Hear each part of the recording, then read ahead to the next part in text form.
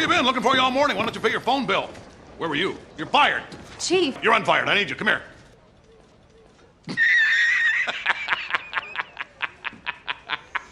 What's up, guys? Spenny, and what is an absolutely monstrous culture war win? Late night comedians are now being asked, why the hell are you such political propagandists live on air? And it's making them extremely nervous. This is, of course, all because of the fallout when we finally threw a haymaker at Jimmy Kimmel and got him ripped off the air for his grotesque joke about Charlie Kirk and his murder, and then also his lies to the American public about those things. We're going to cover that in just a second because Jimmy Kimmel is still spiraling, as is his ratings. Get ready for some new numbers, but anyway. Jimmy Fallon visibly uncomfortable when asked about partisan political optics of his show. Let's go ahead and listen to Jimmy Fallon step all over himself when he was asked, why are you just a Democrat propagandist? Why can't you just be a comedian? No, our show's never really been that political. You know, we hit both sides equally, and we try to make everybody laugh. And that's really the way our show really works. I mean, our monologues are kind of, you know, the same that we've been doing since Johnny Carson was doing The Tonight Show. So really, I just keep my head down and making sure the jokes are funny. I have great writers, clever, smart writers, and we just, we're just trying to make the best show we possibly can and entertain everybody. Yeah, I messaged. So Johnny Carson had actually a really great, and this is obviously Jimmy Fallon is the guy who actually does, this is Johnny Carson's show. This is the guy who's doing the legacy of Johnny Carson, right? Through his show. But Johnny Carson has this great line where he's like, why would I piss off half my audience? You know, why would I abuse my position and all the people watching me to try and, you know, move the political needle? And that's not my job. And that's not what I'm here for, actually. I'm a pressure release valve. You know, all day at work and all day in the news, people get ratcheted up, and then they come to comedians actually to like laugh a bit. And so when all of comedy continues political propaganda like Jimmy Kimmel or like Stephen Colbert, then it becomes further pressurized in the country. And this is something, of course, that is really a problem these days. And people lash out. There is no pressure release valve. Comedy should be it. Anyway, Jimmy Fallon, what do you think about that? I can tell you as a matter of fact, I don't watch Jimmy Fallon's show, but when it comes to like clips of woke lecturing and woke screeching, they often don't come from Jimmy Fallon. They always come from Jimmy Kimmel or Stephen Colbert, but his show's already been canceled. So this is an interesting thing that's been happening in the fallout of Jimmy Kimmel becoming such a toxic brand. Taylor Swift has decided that she's going to cancel Jimmy Kimmel's show and head to his late night rivals. Really? Taylor Swift slated to appear on late night Seth Meyers and The Tonight Show, starring Jimmy Fallon.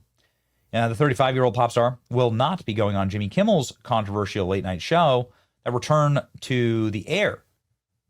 That's interesting. So now it's like you're becoming so toxic. If you're such a left-winger, you're just becoming like incredibly toxic. If you wish to reach the vast majority of the country, which we have in our studio, a physical map of the country that you live in, we do this for a reason, to show you that you live in a center-right country. Is your country represented by Hollywood or by the entertainment elites? Well, no, it is not.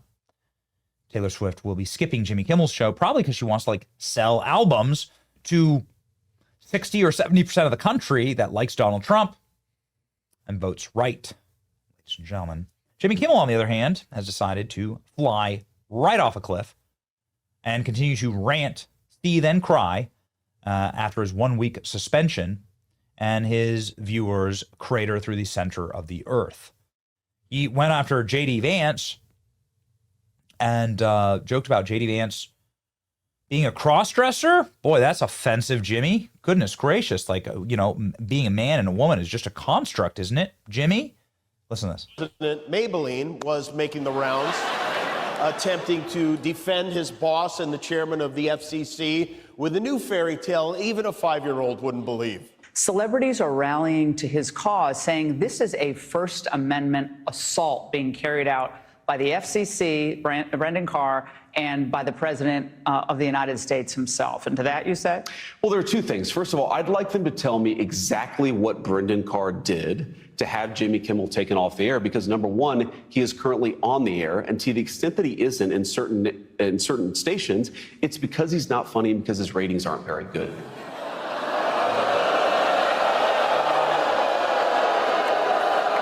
I have some good news for you, J-Dog. We're back on all the stations. Not for long. Every home, every bar, every strip club, and every prison in America. But, sorry, I didn't mean to interrupt your bullshit. Go on. There's something else that's important here, Laura, which is that these broadcast companies, ABC, NBC, CBS, they enjoy the public airwaves because they serve the public interest. So I actually think that we should be having a conversation about whether these companies are serving the public interest. That's actually totally separate from the Jimmy Kimmel issue because nothing happened to him. He's currently on the air, and to the extent that he's not, it's because advertisers don't like him because his ratings aren't very good. My ratings aren't very good. Last time I checked, your ratings were somewhere between a hair in your salad and chlamydia. In 3.5 years, I'm not the one who's going to be doing mascara tutorials on YouTube. How did we wind up with a president and a vice president who wear more makeup than Kylie Jenner and Lady Gaga combined? I'm confused about this. So Jimmy Kimmel is sitting there talking about his ratings and how great they are.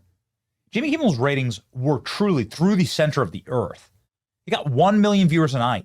He got 129,000 viewers in the key demographic, the demographic that like people actually want to sell to, under 50. All of Jimmy Kimmel's viewers are like, well, incredibly old. And there aren't really that many of them anyway. There are 330 million homes in America. Jimmy Kimmel gets 1 million viewers per night. 100,000 of them are actually like young enough to buy anything. Jimmy Kimmel's short-lived ratings spike comes to a screeching halt, down by 70%. You're gonna sit there and brag on your ratings, dude? Ratings comeback has already crashed 70%, and I'm hearing numbers from local stations right now I've been communicating with that it's gonna get much worse than this. Jimmy Kimmel's ratings have all but cratered all the way back to his pathetic 129,000 viewers, which is, of course, what we get in like an hour less across our social media, but like certainly on our stream, like on our streaming show, it's incredible. We have like 12 employees. I'm very proud of the company we're building. How much does Jimmy Kimmel's company cost? You know, we are fit as a fiddle and lean and mean around here, and I wonder how much Jimmy Kimmel's show costs ABC. How many tens of millions have they lost on Jimmy Kimmel's failed show? JD Vance having the last laugh here. Everybody, please congratulate Marco Rubio as the new host of the ABC Late Night Show.